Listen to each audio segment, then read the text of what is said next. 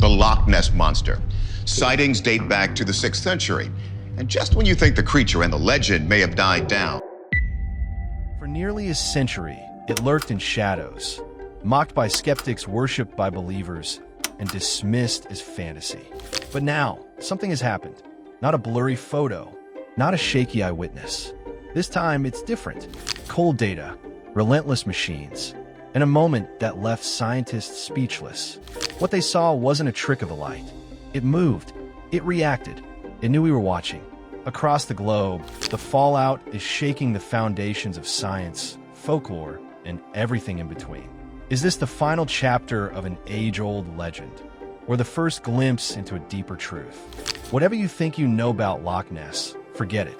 This isn't just a story. This is the moment the myth blinked back. The Loch Ness Monster, or Nessie, is without a doubt the most famous or iconic monster that has been reported around the world. The day everything changed. The morning of April 4th, 2025 began with the standard routines of a modern scientific expedition. Project Deep Can 2, named in homage to the 1987 Operation Deep Scan, was initiated with sober intentions to digitally map the loch's ecosystem using cutting-edge sonar, AI-powered underwater drones, and environmental DNA EDNA sampling. But on day 4, at exactly 6:42 a.m., something unexpected appeared on sonar. In the northern trench of the loch, a solid object measuring nearly 30 feet in length emerged on screen. It wasn't stationary. It wasn't debris. It was moving deliberately. Multiple sonar units confirmed it, tracking its consistent path across the loch. Immediately, drones were deployed.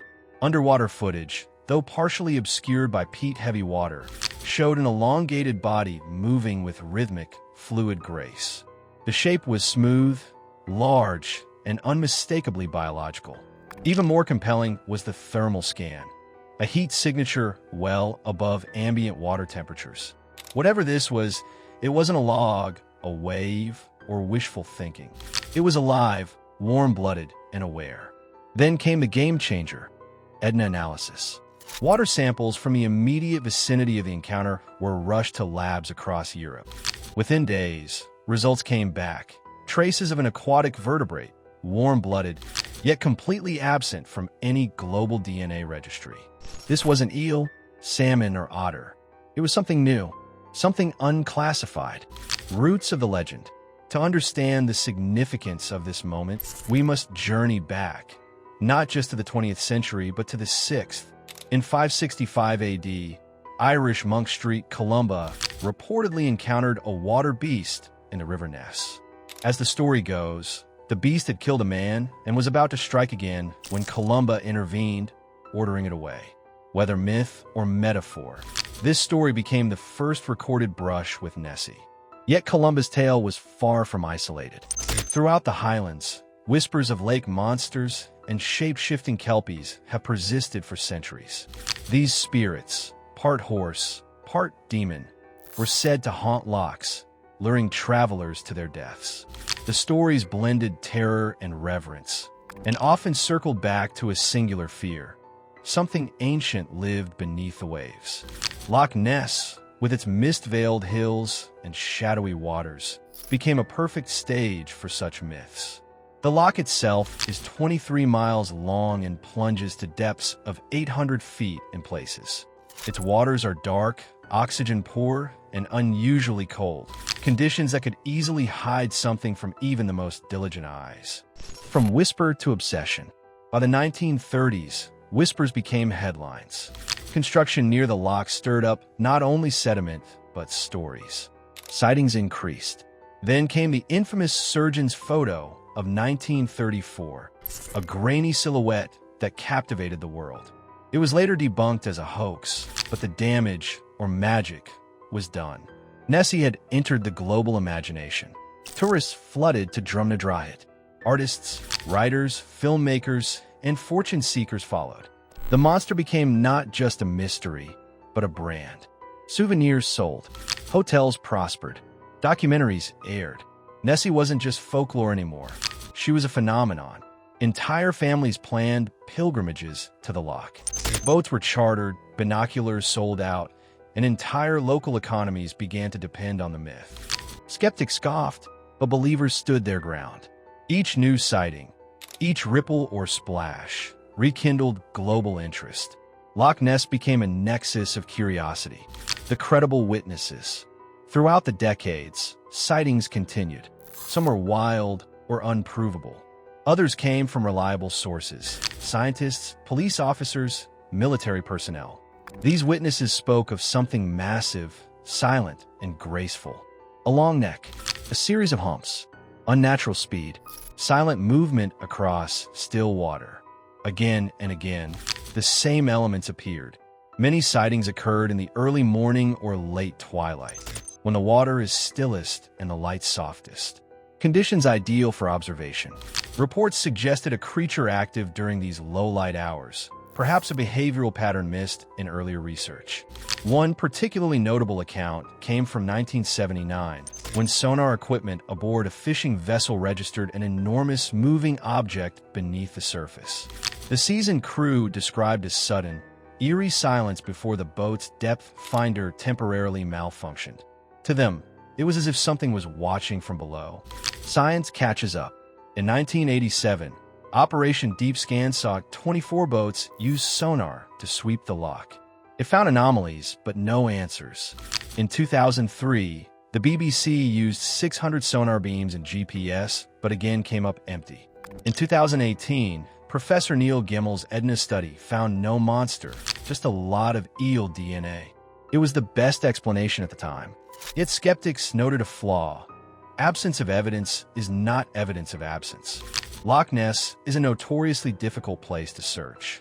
The loch's geology, visibility, and sheer depth make thorough scans nearly impossible.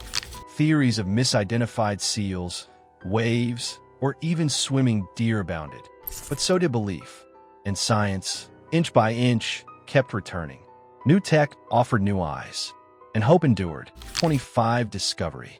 The 2025 expedition used AI-enhanced sonar that filtered out noise and recognized behavioral patterns. Drones with ultra-high-resolution thermal cameras captured unprecedented footage. Sonar tracked a consistent, directed movement. Thermal showed a warm-blooded entity. Edna revealed a genetic signature unlike anything known. No bubbles, no wake, no machinery. Just movement, fluid, rhythmic, alive. And warm. Not cold-blooded like a reptile, but warm-blooded. Possibly mammalian. Possibly something else. And then the most shocking footage. When the drones caught what appeared to be an eye, a large, deep-set orb blinking. A conscious, reactive blink. Not just passive biology, but response. For the first time, it felt personal. So what is it? Theories abound. A previously undiscovered aquatic mammal? A genetically anomalous giant eel? A surviving relic of a prehistoric lineage? Or something else entirely? Whatever it is, its heat signature, behavior, and DNA set it apart from known life. It is, in the most literal sense, unknown. Some cryptozoologists suggest it may be related to zeuglodons, ancient serpentine whales. Others whisper about bioengineered escapees from Cold War experiments. Still others claim interdimensional visitation. The shockwaves of the discovery were cultural, economic, and scientific. Cryptobiology, once dismissed, emerged as a legitimate field. Universities launched programs. Tech companies developed better surveillance equipment. Indigenous communities were invited into research projects. Myths became maps. Legends became data sets. The divide between folklore and science began to close. Skepticism didn't die, it evolved. Wonder was no longer an enemy of reason, but its companion. Researchers now cross-reference mythologies worldwide, looking for patterns. Old folk stories are being digitized and treated like soft data archives. The collective human imagination, long dismissed, is being treated as a historical database. The world took notice. Expeditions launched to Siberia, to Lake Tianchi, to Amazon tributaries, to volcanic sinkholes and ocean trenches. Hashtags like Global Cryptid Hunt trended worldwide. Documentaries flourished. Cryptid tourism boomed. Even governments paid attention. Scotland declared Nessie a national treasure. Other countries launched efforts to preserve their own legendary sites. The unknown was no longer fringe, it was front page. Environmentalists also weighed in. If this creature had survived in the loch, what other species might exist in unexplored depths? Protecting unknown ecosystems became a new cause, an alliance of science, tradition, and conservation. In Loch Ness, a ripple became a revelation, a shadow became a signal, and a myth became data. What else then have we ignored? What other stories, whispered through generations, might be telling us something real? If Nessie is real, what else might be? Subscribe for more explorations into the unexplained. And remember, sometimes the oldest stories hold the newest truths. This wasn't just a story. This was the day the myth blinked back.